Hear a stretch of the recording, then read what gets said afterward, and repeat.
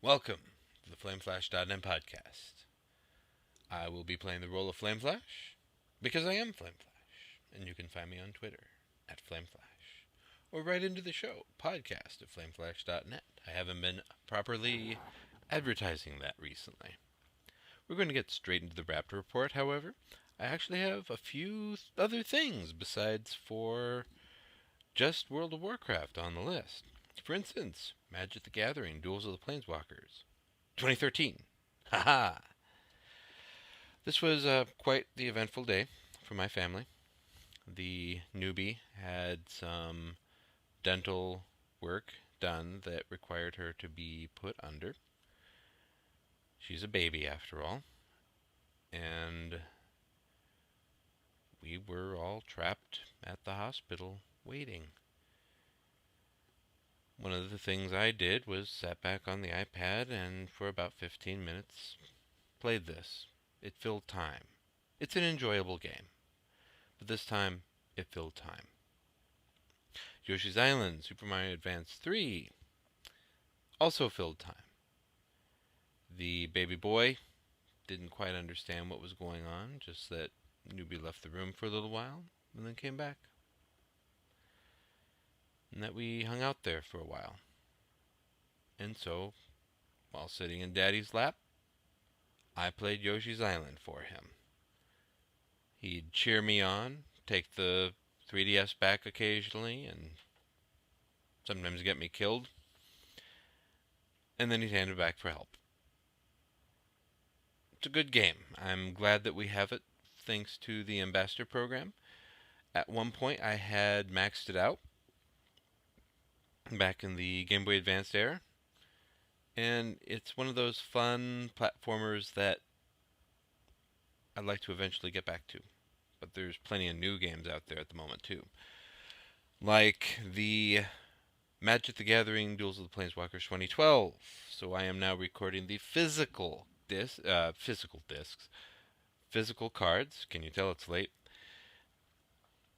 And retooling decks is hard. That's about all I have to say about that. I had all the cards spread out nicely, all the new ones, and was trying to figure out what to do, where to put them, what to swap out of my current decks. Or do I just build brand new and go poof to some random poor deck that has been deemed unworthy for some reason? It's hard to decide which way to lean. Right now I'm leaning toward the augment and improve, because the green-white, for instance, I didn't get that many green-white good cards that fit into an angel deck theme. I got them, but not a lot of them. So we'll see how that deck turns out. I might be going to Friday Night Magic tonight. It's past midnight here. I don't know yet. If I do, the angel deck is what I will probably bring to bear, just because it's been tweaked. Ravnica has been returned to from the angel deck. So, last but not least, World of Warcraft. Played it. Not much more you can say about that. But that segues me nicely into, for instance, the hotfix that reduces the cost of pet battle training.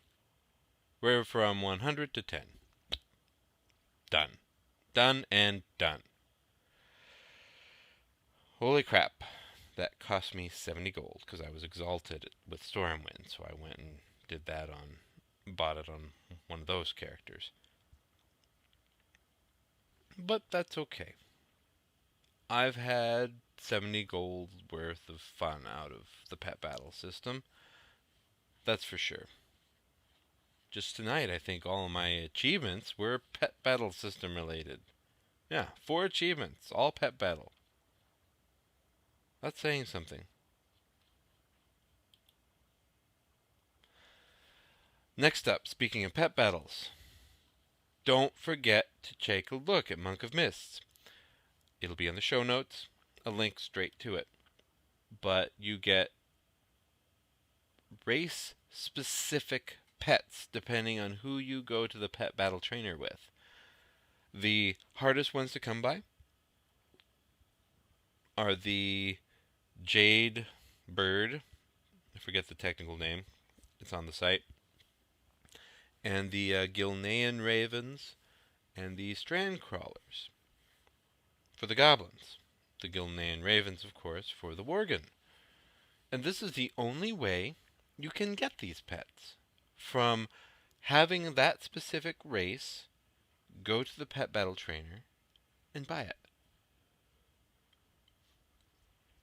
Seems a little unfortunate to me that they do that to players. But it's one of those tips for if you're going for the Grell and that 250 tier unique pet, you definitely need to try it out.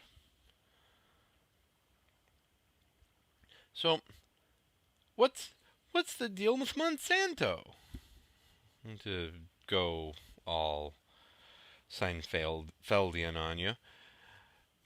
Wrote up a little bit about what in the world people seem to have a beef with Monsanto about. Had a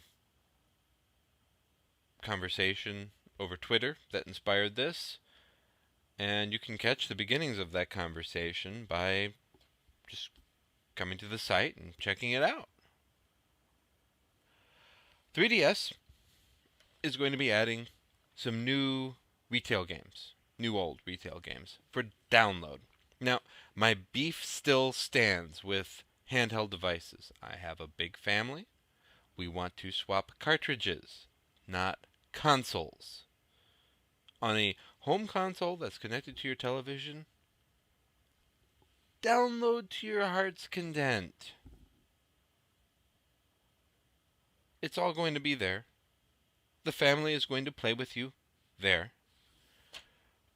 But on a device like the 3DS, if I want to play Mario Kart 7,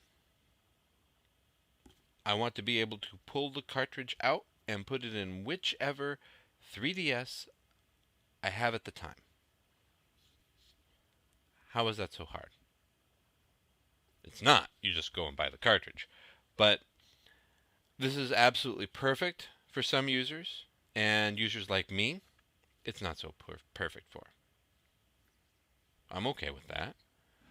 Others added to the list: Super Mario Land 3D, or Super Mario 3D Land, Legend of Zelda: Ocarina of Time 3D, and Star Fox 64 3D. Supposedly there is a promotion for if you buy 3 of the 4 or 4 of the 4. I couldn't find too much documentation on that, so I left it out for now. Last but not least, this is a short one because I'm short on energy. Maybe tomorrow we'll do a 5.1 patch. Just have to wait and see. But the PS3 is going to be getting a new version of its store coming on October 23rd. So I look forward to seeing what it brings. Not, what new items come to the store, but what changes the store receives. So we'll see. Still keeping my streak up. Hopefully I'm still bringing the content. And I'm going to go fall over now from sleep deprivation. Alright? Alright. It's alright. It's alright. Raptor.com/flameflash tracks me down pretty nicely on all of the platforms. I'm over on Zangermarsh or Argent Dawn. And we'll see you next week. This is Flameflash at flameflash.net, signing off.